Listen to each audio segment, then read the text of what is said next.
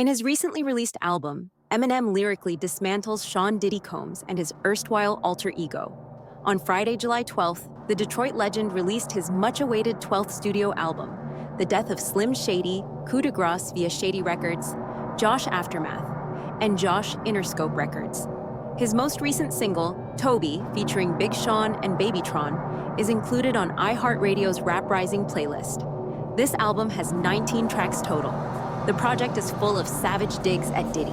Eminem launches his verbal assault on Antichrist, bringing up the infamous footage of Diddy abusing his former lover Cassie. I'm giving this fool a harder time beating his ass than Diddy ever did. I'm rapping.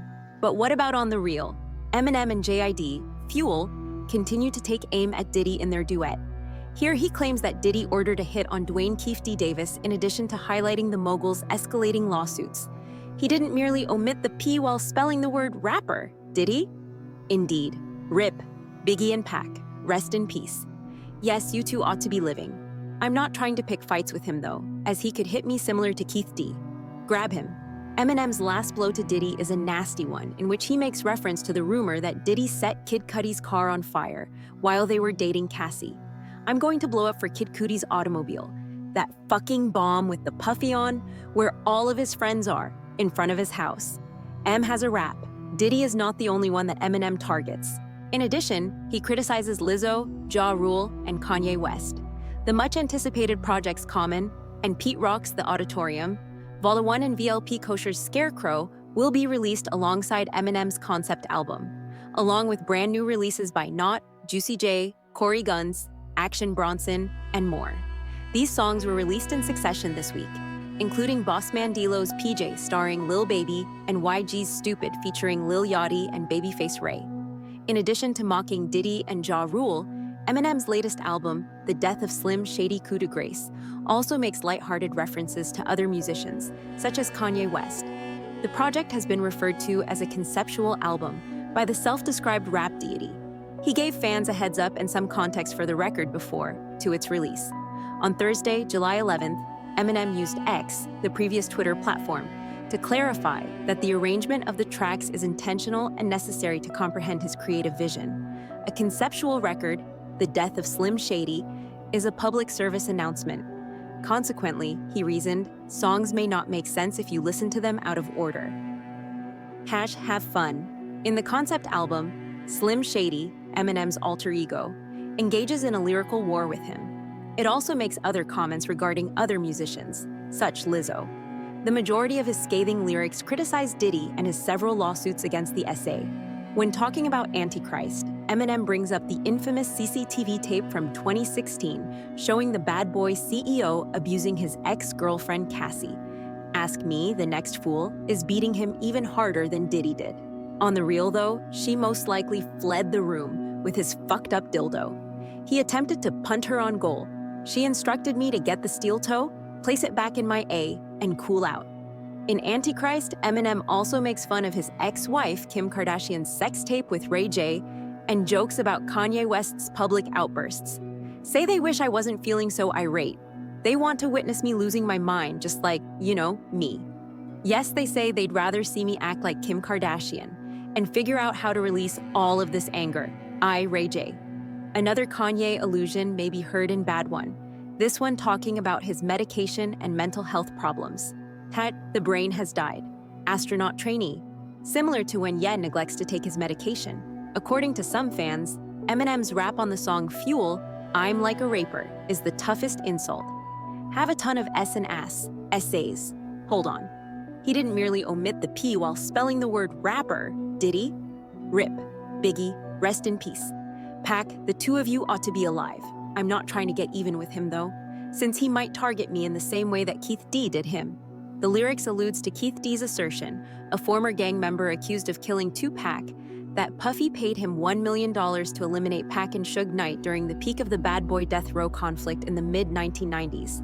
On Guilty Conscience 2, the follow-up to his and Dr. Dre's Slim Shady LP duet, Ja Rule also takes on Eminem's jabs. He says, I mean Ja Rule when I say F midgets.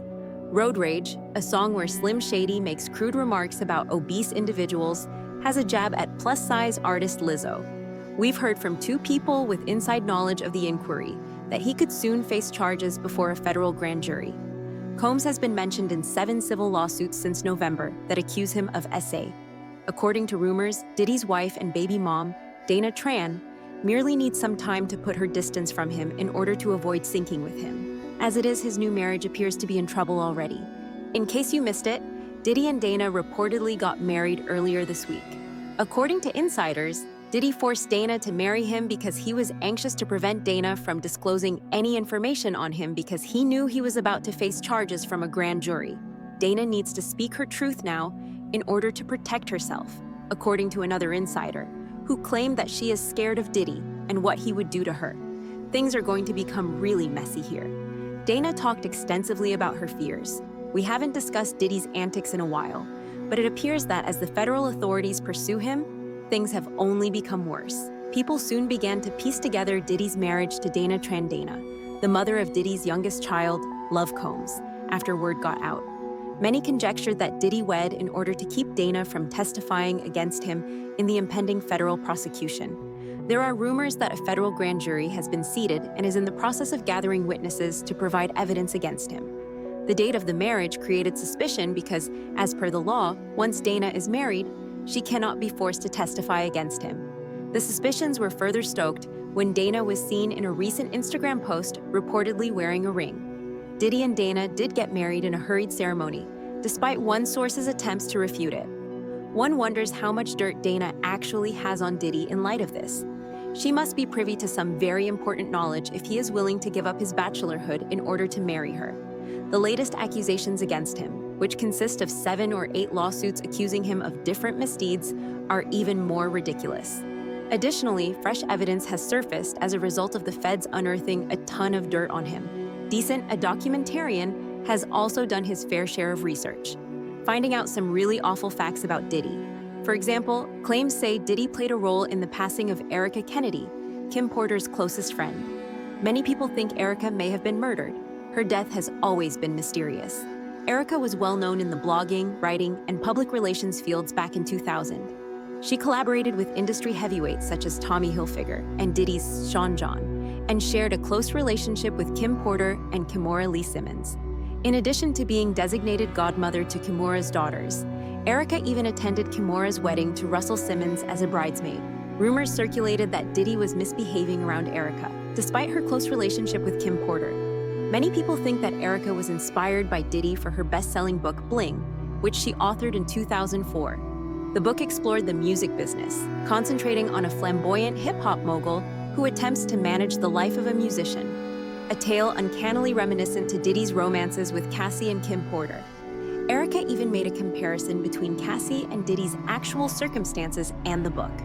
She realized she needed to use caution, but she was one of the few who attempted to expose Diddy at the time. Regretfully, exercising caution ultimately was insufficient to safeguard her. There was no mistaking the accurate likeness of Erica's Diddy-like character in her book, Bling. You can imagine that Diddy was enraged. People close to him claimed that he was enraged and that he was always talking about wanting to silence her. Back in 2004, Erica was among the first to make suggestions regarding the dubious aspects of Diddy's parties and lifestyle, a topic most others shied away from talking about.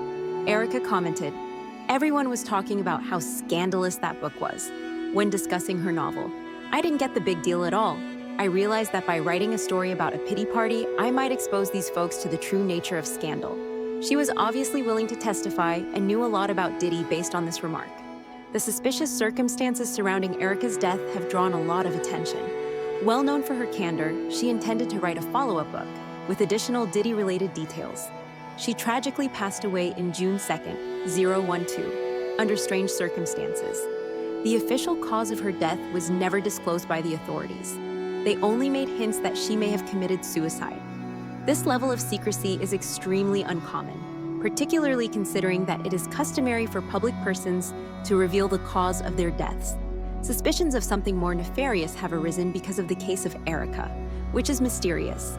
People were perplexed and distrustful of her after her death, which prompted requests for an official investigation. According to some alleged insiders, Erica has been battling depression for a while. However, many people now question the official narrative due to the strange and unsettling way her death was handled. According to a purported acquaintance, Erica's cause of death remains uncertain. She did in fact experience depression, just as I have. We never use precise language when discussing our personal experiences with depression. Instead, we used cryptic language to discuss its effects. They went on saying that every now and then when I would hear from her, she would say something like that she hadn't taken off her sweatpants in days, or that her apartment seemed especially gloomy that particular week. Like combat veterans, we had a visceral trust for one another. If Erica took her own life, it was probably because she was having a rough day. That type of awful day for a depressed person where three sisters are left to deal with the death of their mother, who hanged herself because she said, "I had a bad day," in a note that was left behind. In all honesty, I'm not sure that I need to know what happened to Erica, since I know that she bore a weight that many of us, Black people, women, and writers face. I may never know.